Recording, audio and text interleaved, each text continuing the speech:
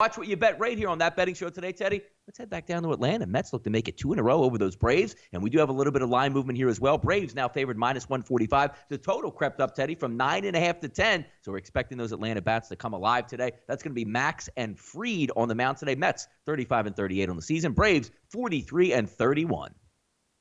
Yeah, I mean, Fried, what do you do with him here? He's had a miserable month.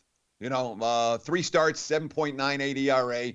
Couldn't get out of the 5th inning in 2 of those 3 starts, including last time out against the Phillies, where he got roughed up in that contest. All right, so we have Fried bad right now. Well, the Braves have been great on this homestand. They lost yesterday, but they're now 7-2 on the homestand. Fried has owned the Mets. 6 career appearances, and them a $1.26 ERA against New York. What do you do with that? Here's an Atlanta team that had been going offensively until last night. A Mets team that got their bats going last night. Look, the Mets had a closed-door meeting, players only, following the loss on Monday, and they came out swinging. Pete Alonso had 4 hits, including a dinger last night. Quote, "It was all just honesty. We're just being honest with ourselves. We are not going to fold. We have a lot of ball left." That's a bet-on quote. And Matt certainly has a good track record against Atlanta. 8 career starts against them. 2.78 ERA with a 5-0 record in 45.1 innings of work.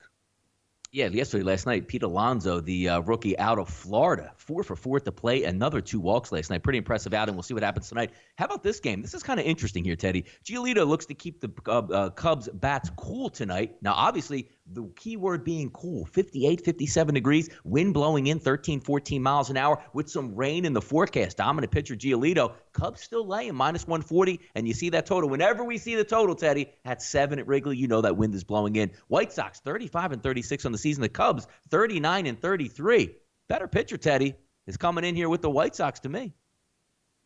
Look, Giolito's not the better pitcher. I mean, I was saying, Giolito should be merited for all. Giolito's a Cy Young right now. It's not even close in the American League. Giolito has been the best pitcher in baseball for the last 2 months. And the markets are, coming around to him now a little bit. 9 straight decisions that he's won. 0.94 ERA in his last 8 starts. He's mowing down everyone. He did pitch against the Cubs last year in the friendly confines. Wasn't a pretty 5.2 innings. Quote, "I was all over the place. I ended up winning the game, but I had 7 walks. So, yeah, that was definitely a little different than how I pitch now. I'd say it was effectively wild that way. I'm looking forward to going in there and filling up the zone this time." I mean, he was the AL pitcher of the month in May. He's got a .43 ERA, 0.43 ERA, and 26 strikeouts in his first 3 starts in June. Rick Renteria. In terms of performances, they speak for themselves. You've got to give that kid a ton of credit for everything he's done to make adjustments to put himself in the position he's in at this particular moment and the way he's performing. Lester hasn't been that good. The Cubs offense hasn't been rolling right now, and I'm a little bit surprised by this number. Worth noting, though, Lester, even though he got hit hard against the Dodgers last time out, his quote, "I felt like I had great stuff.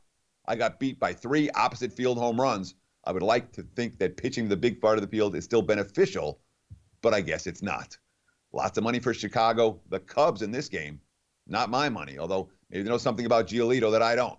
This guy's been as good as it gets in baseball for the last 2 months.